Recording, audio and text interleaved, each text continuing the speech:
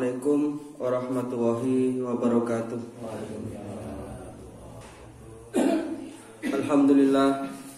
Alhamdulillahilladzi an'ama alaina bi ni'matil imani wal islam wa arsadana subulas salam. Asyhadu an la ilaha illallah wahdahu la syarikalah wa asyhadu anna Muhammadan abduhu wa rasuluh sayyidil arabi wal ajam. Allahumma sholli wa sallim wa barik ala nabiyyina Muhammadin wa ala alihi wa sahbihi wa man tabi'ahum bi ihsanin ila yaumil qiyam. Amma ba'du, subhanaka la ilma lana illa ma 'allamtana innaka antal alimul hakim. Rabbi shrah li sadri wa yassir li amri wahlul 'uqdatam min lisani yafqahu qawli. Allahumma inna nas'aluka ilman nafi'ah wa rizqan thayyibah wa amalan mutaqabbalah. Asbahna ala fitratil Islam wa ala kalimatil ikhlas wa ala dini nabiyyina Muhammadin sallallahu alaihi wasallam wa ala millati abina Ibrahim hanifan muslima wa ma kana minal musyrikin. Para jamaah rahimakumullah, kita lanjutkan pelajaran kita kitab Ad-Da'wah Dawa.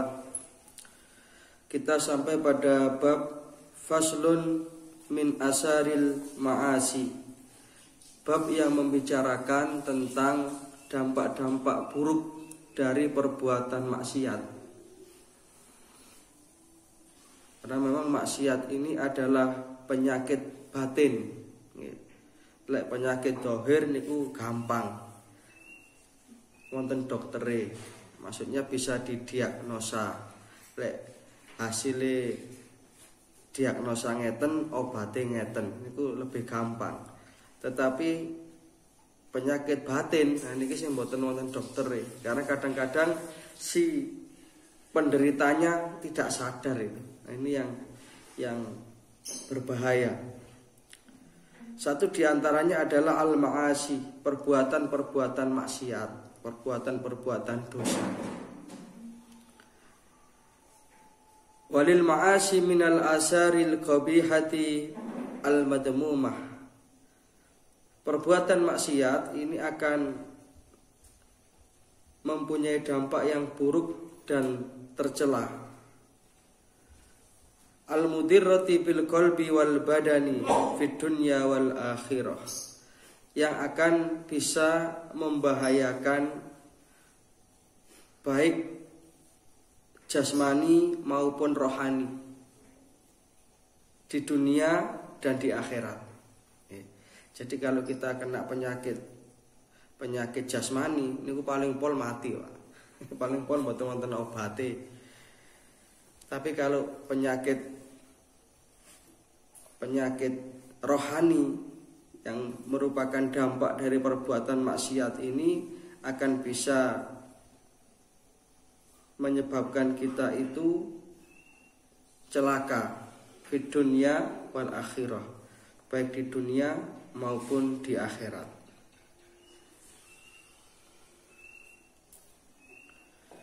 Wa minha, ini yang kita pelajari, dan di antara dampak-dampak tersebut, ini adalah dampak-dampak dari perbuatan maksiat, apalagi kalau itu dilakukan secara terus-menerus. Nah, ini bahayanya. Yang pertama, faminha, yang pertama hirmanul ilmi, maka akan menjadi sebab terhalangnya ilmu untuk masuk ke dalam kalbu kita. Cara Jawane dedel. Mungkin kalau ilmu umum dia pinter, matematika pinter.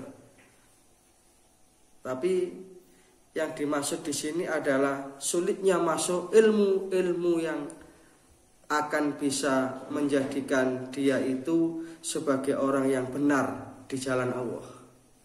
Nggih gampangane sing paling nampak nggih ilmu agama lah. Jadi kita bersyukur kalau kita ngaji seperti ini masih diberi napa istilahnya hati sing lembut, kita masih bisa menerima suara-suara kebenaran. Nah, kalau orang sudah terlalu banyak maksiat, tidak mempan pitutur, dia akan mempunyai hati yang qaswatul qalbi, hati yang keras. Yang di dalam surat Al-Baqarah ayat 6 Allah Ta'ala menerangkan itulah hatinya orang-orang kafir. A'udzubillahi minasyaitonirrajim. Innalladzina kafaru, sesungguhnya orang-orang kafir itu sawaun alaihim a'andartahum am lam tundirhum la yu'minun. Sama saja mereka itu engkau beri nasihat ataupun tidak, la yu'minun, mereka tidak bakal mau beriman. Kenapa? Karena khatamallahu ala qulubihim, Allah Subhanahu wa taala sudah mengunci mati hati mereka. Wa ala sam'ihim, dan mengunci pendengaran mereka. Wa ala absarihim, dan penglihatan mereka. Sehingga dengan demikian mereka tidak akan bisa menerima ilmu.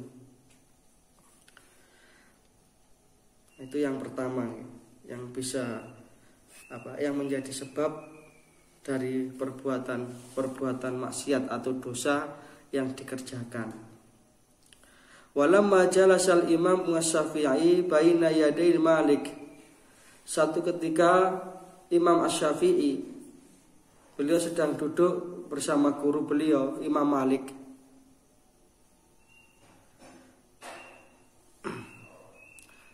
Wa qara'a alaihi a'jabahu ma ra'a min wufuril kitnatihi wa tawakkudi dakaihi wa kamali fahmihi.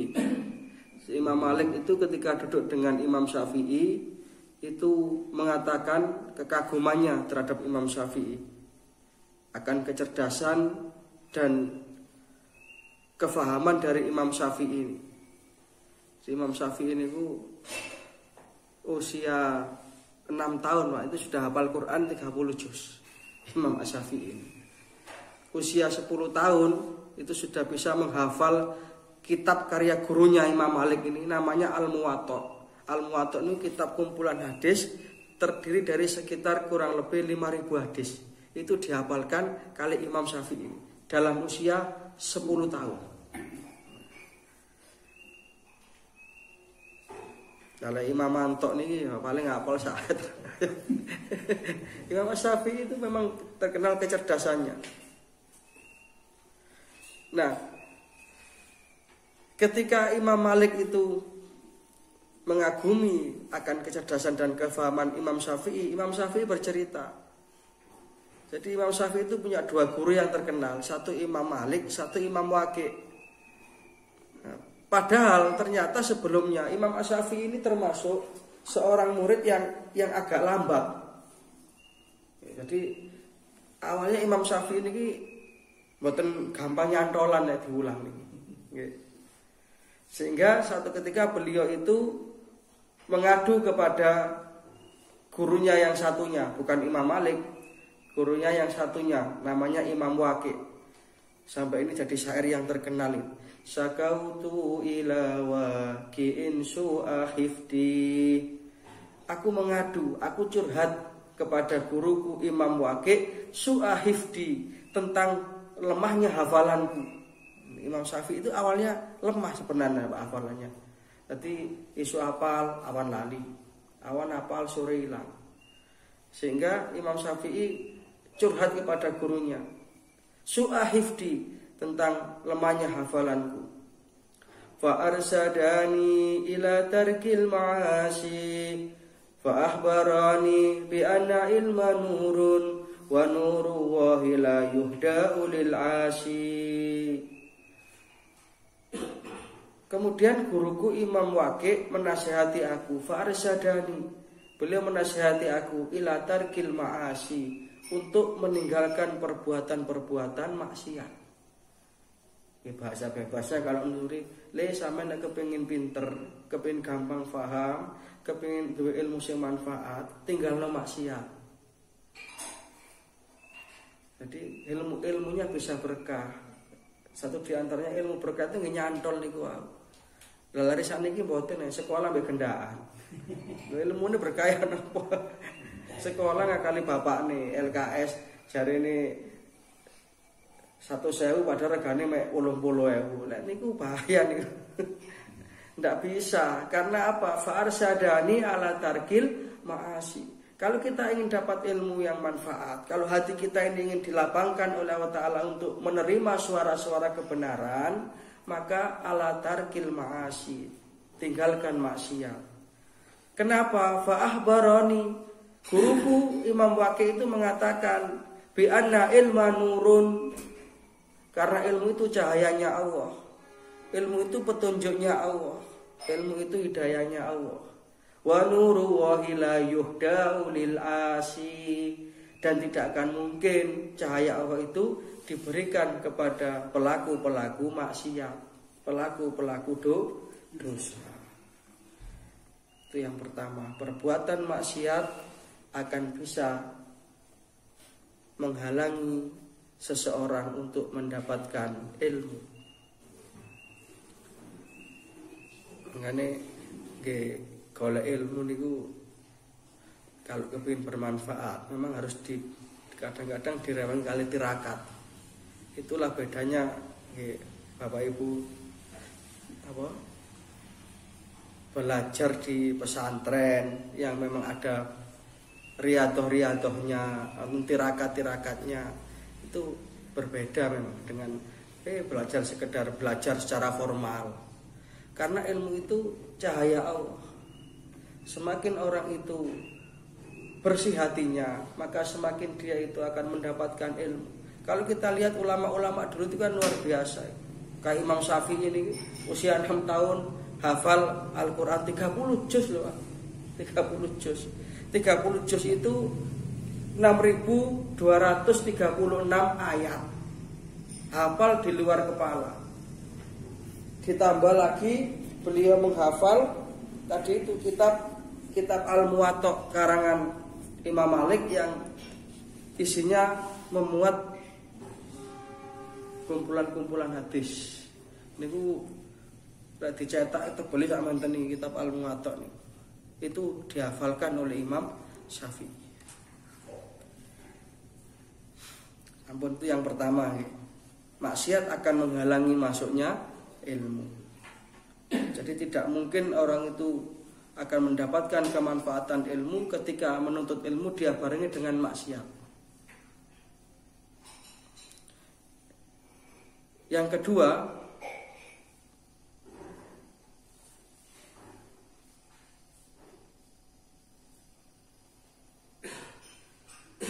maksiat akan menghalangi seseorang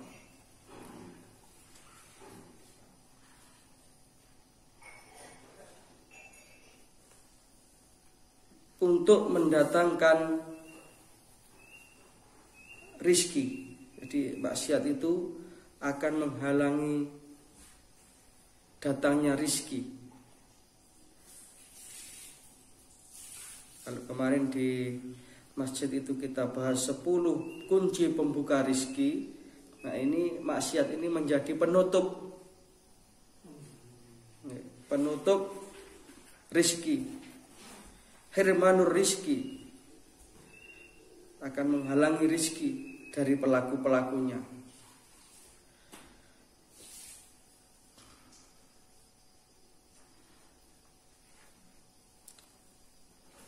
Disebutkan di dalam musnad, innal abda la yuhramur rizqa bidanbi yusibuhu. Sesungguhnya seorang hamba akan terhalang rizkinya bidan bin yusibuhu, karena perbuatan dosa yang dia lakukan. Jadi Rasulullah Shallallahu Alaihi Wasallam menyatakan perbuatan dosa yang dilakukan oleh seorang hamba itu bisa menjadi penghalang rizki.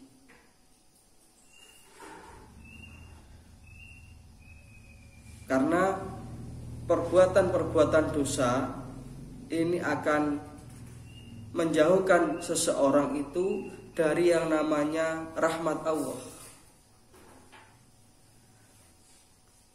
Jadi tidak mungkin yang namanya kebaikan dengan kejelekan itu berkumpul dalam satu tempat yang sama. Mboten mungkin, Bapak Ibu. Karena apa? Karena semakin orang itu mendekatkan dirinya kepada kebaikan, maka otomatis dia itu semakin menjauhkan dirinya dari kejelekan. Dan demikian pula sebaliknya. Sehingga perbuatan-perbuatan maksiat ini akan bisa menghalangi seseorang dari mendapatkan rizki.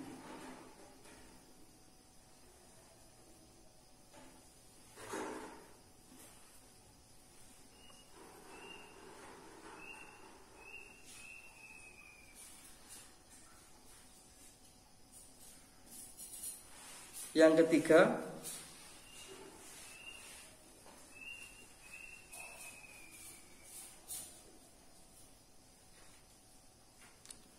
perbuatan maksiat akan menyebabkan kehampaan hati seseorang dari mengingat Allah. Jadi orang tidak akan bisa merasakan ketenangan dalam hatinya ketika mengingat Allah. Padahal dalam keadaan yang normal, ketika dzikrullah itu hati menjadi tenang. Tapi bagi pelaku maksiat tidak bisa. Di dalam Al-Quran surat Ar-Ra'd atau Ar-Ra'du, insya Allah ayatnya ayat 28, Allah Subhanahu wa ta'ala berfirman, A'udzubillahi minasyaitonirrajim, alladzina amanu wa tatma'innu qulubuhum bidzikrillah. Orang-orang yang beriman, artinya orang-orang yang imannya benar itu wa tatma'innu qulubuhum bidzikrillah. Hatinya itu akan mendapatkan ketenangan, hatinya itu akan mendapatkan ketentraman dengan mengingat Allah. Ala bidzikrillahi tatma'innul qulub. Ingatlah, dengan mengingat Allah hati menjadi tenang. Nah, ini tidak akan didapatkan oleh para pelaku-pelaku dosa dan maksiat. Jadi perbuatan dosa itu akan menjadikan hilangnya nikmat dalam hati seseorang yang beriman untuk mengingat Allah.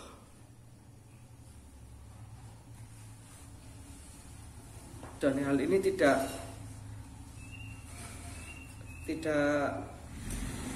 dirasakan kecuali oleh orang-orang yang beriman.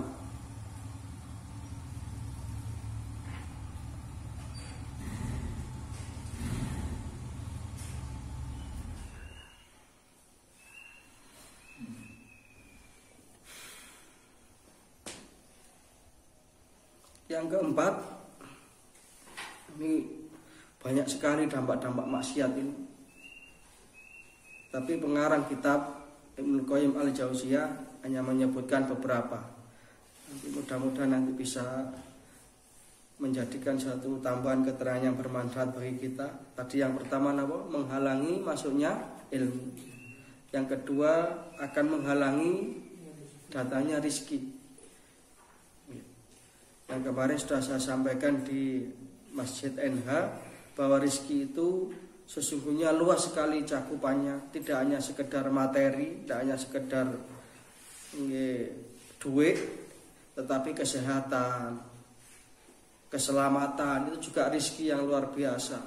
Keluarga yang sakinah, ini rezeki yang luar biasa. Anak-anak yang solih dan solihah, ini rezeki yang luar biasa. Yang bahkan kalau kita nominalkan, kita keruskan dengan uang, tidak ada nilainya, itu sudah. Tentu bagi orang tua, harta yang paling berharga itu adalah anak yang soleh dan solihah. Gitu Bapak Ibu. Kalau kita sudah punya anak yang soleh dan solihah, ini adalah celengan kita nanti. Kalau kita sudah, orang tua yang sudah kembali menghadap ke hadirat Allah, mereka terus menyambung dengan doa-doa Karena waladin sholihin yad'u lahu, anak yang soleh yang mau mendoakan. Nah ini rizki. Maka perbuatan-perbuatan dosa, perbuatan-perbuatan maksiat akan bisa menghalangi rizki. Yang ketiga tadi menyebabkan hati seseorang itu hampa dari mengingat Allah. Yang keempat, pelaku maksiat ini akan terasa asing di tengah orang-orang yang baik. Ya, tentu kalau orang-orang yang berbuat maksiat itu tidak akan betah, tidak akan kerasan kalau berkumpul dengan orang-orang yang baik, yang otomatis yang tidak suka maksiat. Itulah makanya komunitas ini sangat menentukan. Kata Rasulullah, almar'u ala dini khalili. Seseorang itu tergantung dengan siapa dia kumpul, dengan siapa dia berkawan. Falyanzur ahadukum man yukhalil, kata Rasulullah. Maka hendaklah seseorang itu memperhatikan dengan siapa dia berkumpul. Kalau kita kumpul aja jamaah-jamaah ngaji seperti ini, jamaah-jamaah masjid, ya insya Allah yang diomongkan yang ngaji lah. Kan mboten mungkin jamaah ngateni ngomongno togel kan mboten mungkin. Atau ngomongno ya apa ndek kono sik buka. Ndek dhisik padha tok karo barang suka lho sik buka. Kan mboten mungkin ngomong ngoten. Karena jamaah kita ini ya jamaah ngaji, alhamdulillah. Sehingga orang-orang pelaku maksiat tidak akan bisa dikumpulkan dengan orang-orang yang berbuat baik.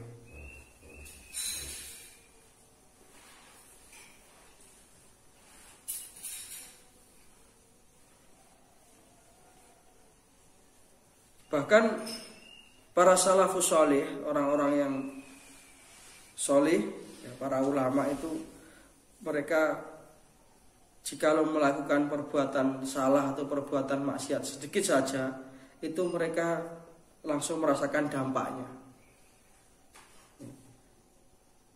Ini ada keterangan bahwa orang itu kalau sudah terbiasa berbuat baik, terbiasa berkomunitas dengan orang-orang baik, kok sedikit melenceng, itu aja sudah menjadikan dia tidak tenang.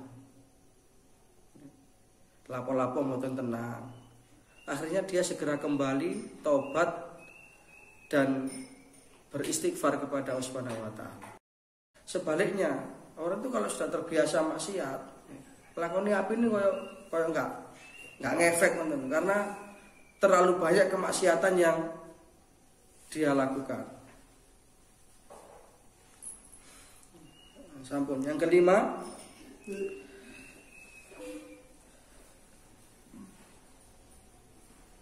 maksiat akan membuat semua urusan menjadi sulit.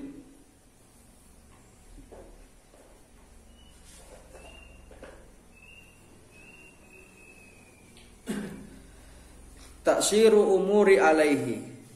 Maksiat akan menjadikan segala urusan orang tersebut menjadi sulit.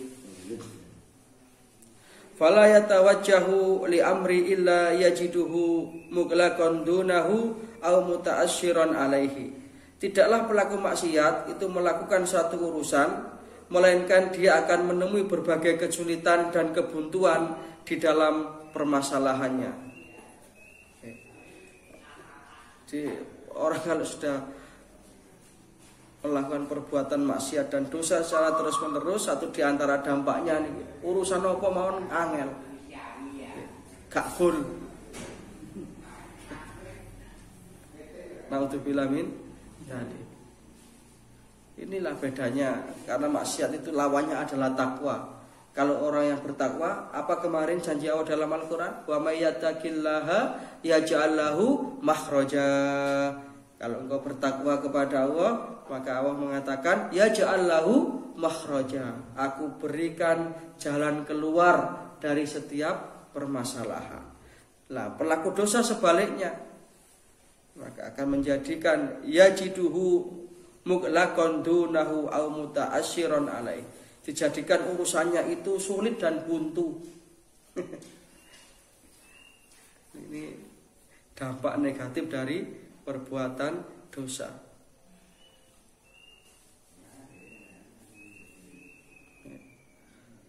Faman at-talat taqwa ja'ala lahu min amrihi usra. Demikianlah kalau orang yang bertakwa itu dijadikan urusannya itu mudah, maka sebaliknya pelaku-pelaku dosa maka akan dijadikan urusannya itu sempit. Bahkan tidak hanya sempit, tak sempit kan napa? Terobos-terobos iso. Niki buntu. Buntu ini sudah tidak ada jalan.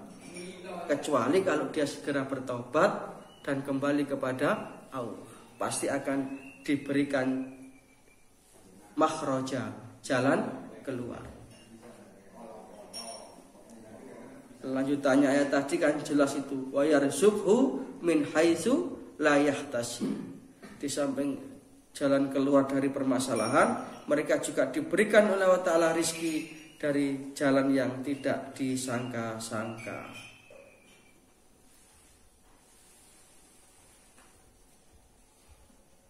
Yang keenam, dulmatun yajiduha fi qalbihi. Dulmatun yajiduha fi qalbihi. Maksiat itu akan menjadikan kegelapan di dalam hati para pelakunya.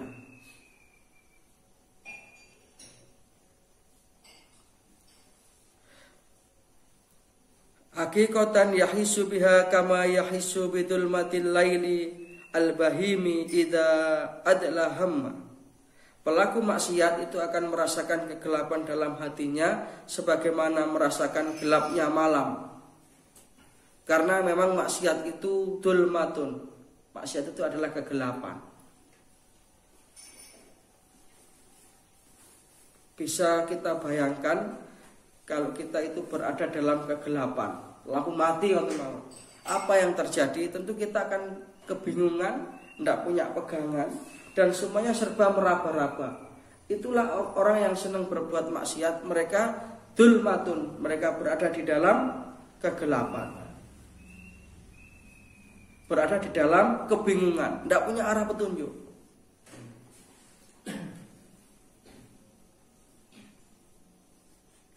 Sehingga kalau tidak segera bertobat, maka dia akan terus-menerus berada dalam kegelapan. Na'udzubillah min dzalik.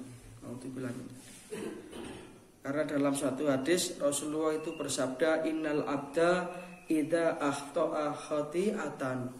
Sesungguhnya ketika seorang hamba itu melakukan perbuatan maksiat, perbuatan dosa, al-khati'ah, maka nukitat fi qalbihi nuktatun saudaun, dititikkan setitik noda hitam di dalam hatinya.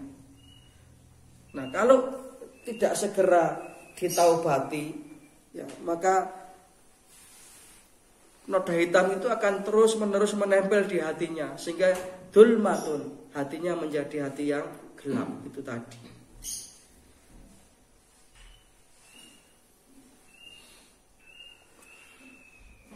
Wa qala Abdullah ibni Abbas.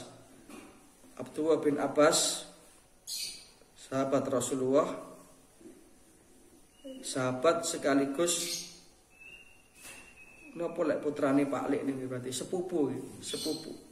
Jadi Abbas itu pamannya Rasulullah, punya anak namanya Abdullah.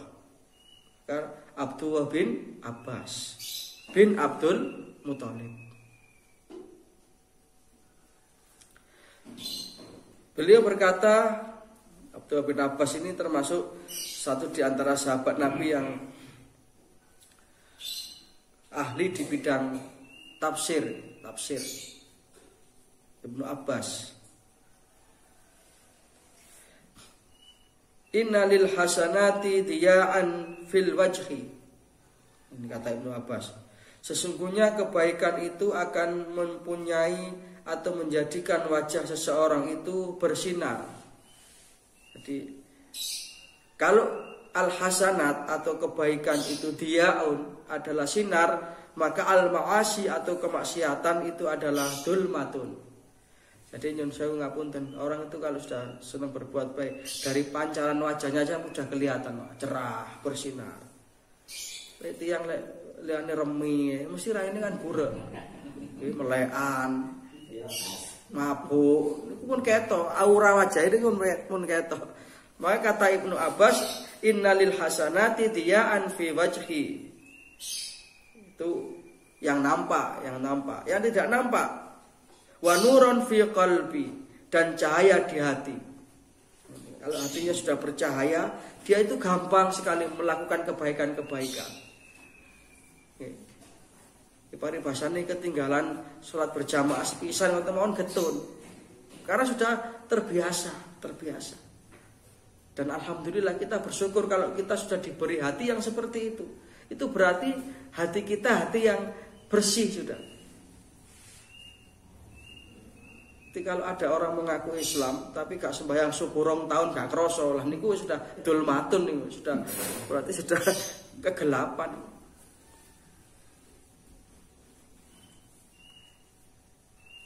Maka itu harus kita syukuri. Jadi dimudahkannya kita menjalankan kebaikan-kebaikan. Ini adalah salah satu tanda bahwa hati kita ini oleh Allah Ta'ala diberi nurnya, diberi cahayanya. Jadi kuncinya itu hati loh Pak memang. Rasulullah kan menyatakan ala inna fi jasadi mudghatan idza saluhal jasadu kulluhu wa idza fasadal jasadu kulluhu ala wahiyal qalbu.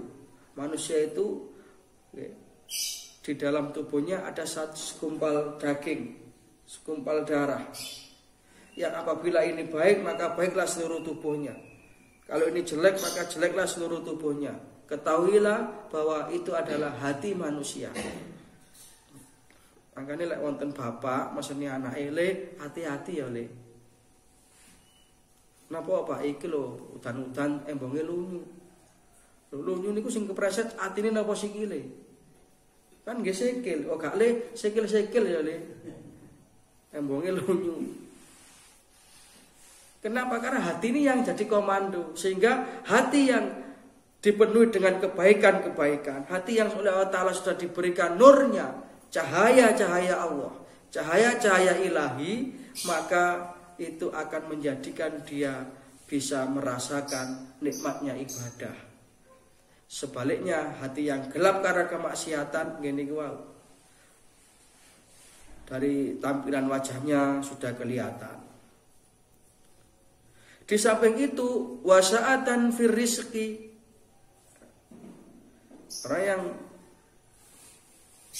gemar melakukan kebaikan-kebaikan, kata Ibnu Abbas, wasa'atan fi rizqi, maka Allah Ta'ala akan memberikan kelapangan dalam rizkinya, keberkahan dalam rizkinya. Walaupun mungkin jumlahnya tidak banyak, tapi tidak kurang. Rezekinya itu pas-pasan, pas butuh ono dengan pas-pasan. Itu balasan bagi orang-orang yang gemar melakukan kebaikan. Wa quwwatun fil badan, karena hatinya bersih, hatinya itu tenang, akhirnya wa quwwatun fil badan, badannya sehat. Karena menurut penelitian sekian persen penyakit itu dikarenakan pikiran dikarenakan hati. Makanya kalau kita sudah alhamdulillah didekatkan Allah Ta'ala dengan ngaji ngeten niki, insya Allah pikiran paling tenang. Permasalahan diberi jalan keluar, rezeki diberi berkah, keluarga dijadikan sakinah. Itu luar biasa. Jenengan ten apotik wonten golek resepe napa, golek resepe Mbah sobat napa Pak? Iku lho obat cengel, anakku cengel. Ndak ada. Waduh, kalau sudah punya anak cengel lah, dibilang mindalik katanya. Karena dalam Al-Quran kan diceritakan gitu, anak itu ada yang jadi musuh, ada yang jadi fitnah orang tuanya. Sehingga dalam peribahasa Jawa ada istilah anak pola, bapak keprada. Tapi juga ada anak yang qurrata a'yun. Rabbana hablana min azwajina wa dzurriyyatina qurrata a'yunin waj'alna lil muttaqina imama. Itu doa yang diajarkan dalam Al-Qur'an supaya kita jadi qurrata ayun, permata hati. Didelok niku nyenengno, ditimbali niku le dalem. Niku semau retok niku wis dadi tentreme ati. Innallaha wa malaikatahu yusholluna